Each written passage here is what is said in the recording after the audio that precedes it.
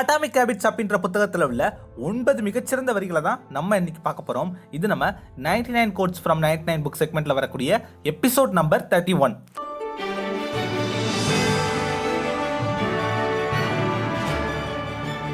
எண்ணுவதெல்லாம் உயர்வு. நான் உங்கள் ஜேஆர். அட்டாமிக் ஹேபிட்ஸ் ஒரு மிகச்சிறந்த புத்தகம். எனக்கு தெரிந்த சில வெளிநாட்டு நண்பர்கள்கிட்ட உங்களுக்கு ரொம்ப பிடிச்ச 3 செல்ஃப் இம்ப்ரூவ்மெண்ட் புக் சொல்லுங்க அப்படின்னு கேட்டபோது அவங்க சொன்ன புத்தகங்களில் இந்த அட்டாமிக் ஹேபிட்ஸ் புத்தகமும் ஒரு புத்தகமாக இருந்தது. 2018 வெளிவந்த புத்தகம் தான், ஆனால் அதற்குள்ளேயே லட்சக்கணக்கான காப்பீஸ் வச்சிருக்கு. நிறைய பேருடைய வாழ்க்கையில் இந்த புத்தகம் மிகப்பெரிய மாற்றத்தை உண்டு பண்ணியிருக்கு.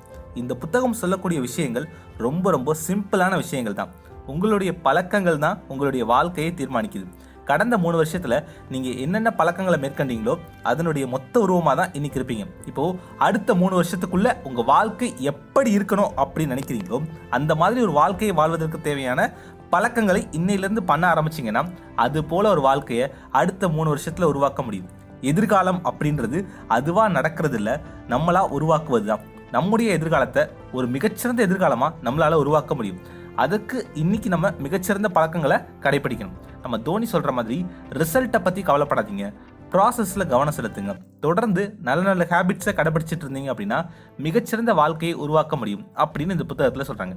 வழக்கமாக நம்ம 99 கோட்ஸ் ஃப்ரம் 99 புக் செக்மெண்ட்டில் ஒரே ஒரு மிகச்சிறந்த வரியை மட்டும்தான் பார்ப்போம். ஆனால் இது ஒரு சூப்பரான புத்தகம் அப்படின்றனால இதில் உள்ள 9 மிகச்சிறந்த வரிகளை பார்க்கலாம்.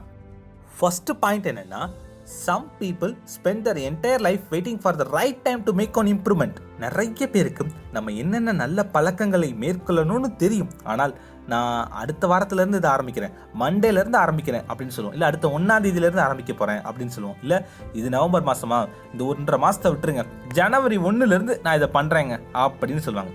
ஏதாவது ஒரு நல்ல விஷயத்தை நீங்கள் ஆரம்பிக்கணும் அப்படின்னு நினச்சா அதை தள்ளிப்படாதீங்க. ஒன்றை செய், அதுவும் நன்றை செய், அதுவும் இன்றை செய். இன்னையிலிருந்து அதை தொடங்கணும்னு நீங்கள். 2வது point, if you want to break a bad habit replace with good one. அதாவது இப்போ உங்ககிட்ட ஒரு கெட்ட பழக்கம் இருக்குது, இந்த கெட்ட பழக்கத்தை நீங்கள் தவிர்க்கணும், கைவிடணும்னு நினச்சிங்க அப்படின்னா இனிமேல் இந்த பழக்கத்தை செய்யவே கூடாது, இனிமேல் இது பண்ணவே கூடாது அப்படின்னு மட்டும் நினைக்காம அதற்கு பதிலாக அந்த நேரத்தில் நம்ம வேற என்ன பண்ண போகிறோம் அப்படின்னு யோசிக்கணும். உதாரணத்துக்கு இப்போ நீங்கள் ரொம்ப நேரம் மொபைல் பார்க்குறீங்க, அதிக நேரம் இனி மொபைல் பார்க்கக்கூடாது அப்படின்னு நினச்சிங்கன்னா அப்போ அந்த நேரத்தில் நம்ம என்னெல்லாம் பண்ணலாம்? நம்ம அதுக்கு பதிலாக வெளியில் விளையாட போகலாமா, இல்லை புத்தகங்கள் படிக்கலாமா, இல்லை நண்பர்களோடு பேசலாமா, இல்லை என்ன பண்ண போகிறோம் அப்படின்னு யோசிங்க. இந்த மாதிரி ஒரு கெட்ட பழக்கத்தை கைவிடணும்னு நினைக்காம அதற்கு ரீப்ளேஸ்மெண்ட் என்னன்னு யோசிங்க. அது மாஸ்டர்பேஷனாக இருக்கலாம், இல்லை தேவையில்லாத நொறுக்கு தீனிகளை சாப்பிடுவதற்கு பதிலாக ஆரோக்கியமான தீனிகளை சாப்பிடணும் அப்படின்றதா இருக்கலாம். இந்த மாதிரி அதுக்கு ரீப்ளேஸ்மெண்ட் என்னன்னு யோசிங்க. 3வது point, success is product of daily habits not once in a lifetime transformation.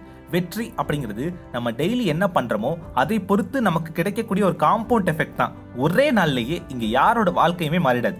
உதாரணத்துக்கு இளையராஜா அவர்கள் அன்னக்கிளி அப்படின்னு ஒரு படம் பண்ணார், அதன் பிறகு அவரோட வாழ்க்கையே மாறிடுச்சுங்க அப்படின்னு மற்றவங்க சொல்லலாம். ஆனால் இளையராஜா அவர்கள் என்ன சொல்கிறார் அப்படின்னா, அதற்கு முன்னாடி கிட்டத்தட்ட 500க்கும் மேற்பட்ட மேடை நாடகங்களுக்கு நான் இசையமைச்சிருக்கேன். அப்படி அத்தனை மேடை நாடகங்களில் நான் கற்றுக்கிட்ட வித்தையை தான் அன்னக்கிளி படத்தில் இறக்கினேன். அன்னக்கிளி இல்லைன்னா வேற ஏதோ ஒரு படம் கிடைச்சிருக்கலாம், ஆனால் 500 மேடை நாடகங்களை நான் தொடர்ந்து இசையமைச்சுக்கிட்டே இருந்த அந்த பழக்கம் தான் என்னுடைய வெற்றிக்கு காரணம். அதே போல் ஏஆர் ரஹ்மான் அவர்கள் எடுத்துக்கோங்க, ரோஜா படம் 1992 வெளிவந்தது.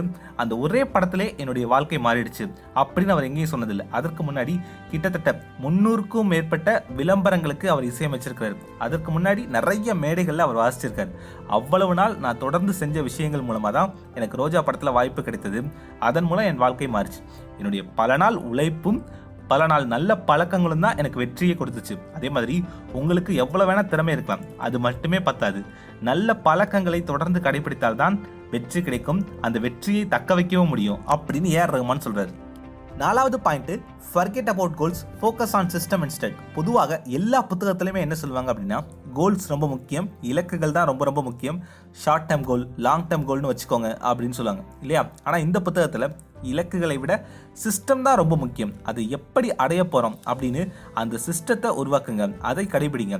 உதாரணத்துக்கு இப்போது விராட் கோலி அவர்கள் ஒரு பேட்டியில் சொல்கிறாங்க, நான் இந்த வேர்ல்டு கப்பை ஜெயிக்கணும், அதுதான் என்னுடைய இலக்கு அப்படி நான் நினச்சேன் அப்படின்னா, ஒரு வேர்ல்டு கப் ஜெயிச்சிட்டோம் அப்படின்னா அதோட என்னோட சக்ஸஸே தேங்கிடும். ஒருவேளை வேர்ல்டு கப்பில் நம்ம தோத்துட்டோம் அப்படின்னா நம்ம இவ்வளோ கஷ்டப்பட்டு முயற்சி பண்ணியும் வேர்ல்டு கப்பில் தோத்துட்டோமே அப்படின்ற ஒரு மன வருத்தம் இருக்கும்.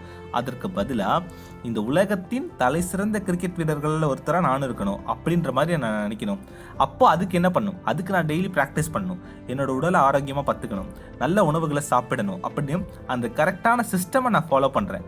அதனால தான் உலகின் தலை சிறந்த கிரிக்கெட் வீரர்களில் ஒருத்தராக நானும் இன்னைக்கு இருக்கேன். இந்த மாதிரி இலக்குகளை விட இந்த உலகத்தில் எந்த மாதிரி ஒரு மனிதராக நான் நினைவு கூறப்படணும் அப்படின்னு யோசிக்கணும். அதுக்கேற்ற மாதிரியான விஷயங்களை தொடர்ந்து பண்ணணும். அந்த மாதிரி சிஸ்டத்தை உருவாக்குங்க, அந்த சிஸ்டத்தை ஃபாலோ பண்ணுங்க அப்படின்னு விராட் கோலியும் சொல்கிறாரு.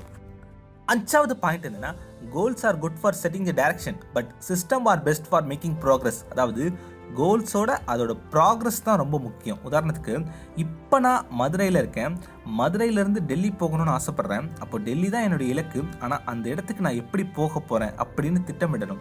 பஸ்ஸில் போக போகிறேன்னா, காரில் போக போகிறேன்னா, ட்ரெயினில் போக போகிறேன்னா, ஃப்ளைட்டில் போக போகிறேன்னா அப்படின்னு அந்த திட்டம் ரொம்ப முக்கியம். அதை சரியாக கடைபிடிக்கவும் செய்யணும். ஒரு கோல் இருந்து அதை எப்படி அடைய போகிறோம் அப்படின்ற அந்த திட்டமும் இருந்தால் தான் அது சரியான இலக்கு. அப்படி இல்லைன்னா அந்த கோல் வெறும் கனவு தான். 6வது point, if you want to continue positive habit you don't skip it for 3 days straight.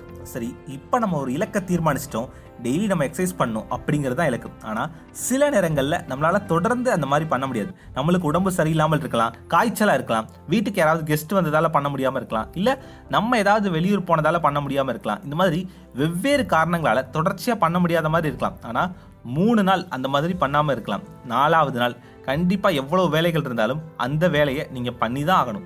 திரும்பவும் பேக் டு ரொட்டீன் வந்துடணும். அப்படி பண்ணாதான் உங்களால் தொடர்ந்து அந்த விஷயத்தை பண்ண முடியும். 3 நாளைக்கு மேலே உங்களோட ரொட்டீனை நீங்கள் ஸ்கிப் பண்ணாதீங்க. மறுபடியும் அந்த ஹேபிட்ஸை எப்படியாவது தொடர்ந்து பண்ணுற மாதிரி பார்த்துக்கோங்க. 4வது நாள் எவ்வளவு தலை போகிற வேலைகள் இருந்தாலும் அந்த பேக் டு ரொட்டீனுக்கு வந்துடுங்க. ஒருவேளை 4-5 நாள் இல்லை 6 நாள் தொடர்ந்து பண்ணாமல் இருந்தீங்க அப்படின்னா அதன் பிறகு ரொம்ப நாளைக்கு அதை பண்ணாமல் இருப்பதற்கு வாய்ப்பு அதிகம். அதனால் 4வது நாள் அதை பண்ண ஆரம்பிச்சிருங்க. 3 நாளைக்கு மேலே ஸ்கிப் பண்ணாதீங்க. 7வது point, fix the input and output will fix themselves. அதாவது நம்ம என்ன பண்ணணும் அப்படிங்கிற பழக்கங்கள் மட்டும்தான் நம்ம கையில் இருக்குது. அது எவ்வளவு சீக்கிரம் நல்ல விளைவுகளை ஏற்படுத்தும் அப்படின்றது நம்ம கண்ட்ரோலில் இல்லை. அதற்காக நம்ம பழக்கங்களை கைவிடக்கூடாது, தொடர்ந்து நல்ல பழக்கங்களை மேற்கொள்ளணும். உதாரணத்துக்கு தோனி ஒரு பேட்டியில் சொல்கிறாரு, நான் தொடர்ந்து நல்லா ப்ராக்டிஸ் பண்ணேன், ஆனால் நான் 6வது விக்கெட்டுக்கு இல்லை 7வது விக்கெட்டுக்கு தான் இறங்கி ஆடிட்டு இருந்தேன். என்னால் 3வது விக்கெட்டுக்கோ 4வது விக்கெட்டுக்கோ இறங்க முடிந்தால் இன்னும் சிறப்பான ஆட்டத்தை வெளிப்படுத்த முடியும். ஆனால் அது ஏன் கண்ட்ரோல் இல்லை. அதற்கு முன்னாடி ஆடக்கூடியவர்கள் சீக்கிரமாக அவுட் ஆகணும் அப்படின்னு நினைக்க முடியாது.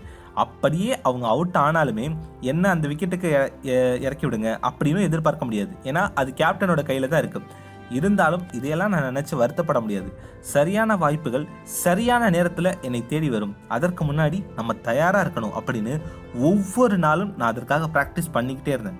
ஒரு நாள் நல்ல வாய்ப்பு கிடைத்தது, அன்னைக்கு நான் என்னை நிரூபித்தேன். இந்த மாதிரி அவுட்கம் பற்றி இப்போ ஃபீல் பண்ணாதீங்க. உங்கள் கண்ட்ரோலில் என்னென்ன விஷயங்கள் இருக்கோ அதில் கான்சென்ட்ரேட் பண்ணுங்க அப்படின்னு தோனி சொல்கிறாரு. 8வது point, the most powerful outcomes are delayed. நம்ம என்னதான் சரியான பழக்கங்களை தொடர்ந்து மேற்கொண்டாலுமே சில நேரங்களில் வெற்றி உடனடியாக நமக்கு கிடைக்காது. ஆனால் அந்த நேரத்திலும் சோர்வடையாமல் தொடர்ந்து அந்த பழக்கங்களை மேற்கொள்ளுங்க. உங்களுடைய வெற்றி தாமதமாகுது அப்படின்னா உங்களுக்கு ஒரு மிகப்பெரிய வெற்றி கிடைக்க போகுதுன்னு அர்த்தம். 9வது point, fall in love with your process. இதுதான் ரொம்ப ரொம்ப முக்கியமான பாயிண்ட்டுங்க. நீங்கள் எந்த பழக்கங்களை மேற்கொள்கிறீங்களோ அதை நீங்கள் விரும்பி பண்ணணும். அது டெய்லி காலையில் எந்திரிக்கிறதா இருக்கலாம், இல்லை ஒரு புத்தகத்தை வாசிக்கிறதா இருக்கலாம், இல்லை ஏதாவது ஒரு இதில் ப்ராக்டிஸ் பண்ணுறதா இருக்கலாம், எக்ஸசைஸ் பண்ணுறதா இருக்கலாம். ஆனால் அந்த ப்ராசஸை நீங்கள் லவ் பண்ணணும், அதை என்ஜாய் பண்ணி பண்ணணும். பின்னாடி எனக்கு ஒரு மிகப்பெரிய வெற்றி இதன் மூலம் காத்திருக்கு அப்படின்னு லவ் பண்ணி அதை பண்ணுங்க. அப்பதான் உங்களுக்கான வெற்றி இன்னும் எளிதா இன்னும் சீக்கிரமா கிடைக்கும். அவ்வளவுதாங்க. இதுதான் அட்டாமிக் ஹேபிட்ஸ் புத்தகத்தில் உள்ள மிகச்சிறந்த 9 வரிகள். இந்த மாதிரி பல புத்தகங்கள் உள்ள மிகச்சிறந்த வரிகளை மட்டும் தெரிஞ்சுக்க நம்ம சேனலை தொடர்ந்து பார்த்துக்கிட்டே இருங்க. ட்ரீம் பிக் அச்சீவ் பிக், எண்ணுவதெல்லாம் உயர்வு.